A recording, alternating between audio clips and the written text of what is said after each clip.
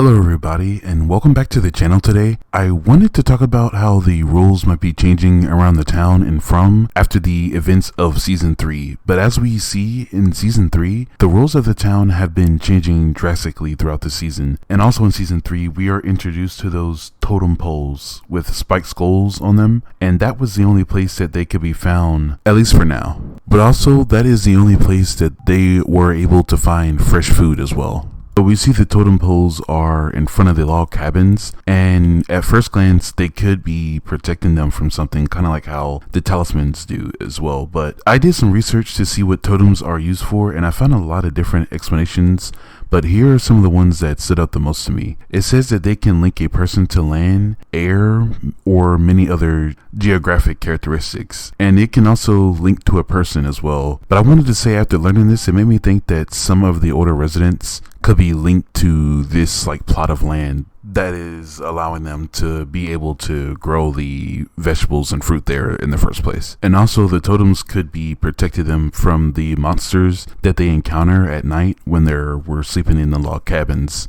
We're still not too really sure of what those could be, but they seem like they're not the normal night monsters that we see in the town. But also I learned that it can link a person to the spiritual world and creation and time. But the common use for them is to show a emblematic representation of an animal or plant that gives a family or clan its name, which usually serves as a reminder of their ancestry. And well, we see that in the season we get introduced to the totems, and again, that is the only place that they can find food that has not been ruined by the soil. But maybe the totems are also linking a person or some type of monster to the land as well. Now I wanted to talk about the night monsters. In Season 3, on the last episode, we are revealed to the man in yellow. We see that he is able to walk in the light, and back in Season 1, Kenny says that he thinks the monsters can run and chase after them. And the reason why they don't is because they like to toy with him. So it makes me think, what if the night monsters are just lying about most of the things that they can't do? Like, what if they can walk during the daytime and also walk inside of a building when there's a talisman up? What if none of that really matters to them?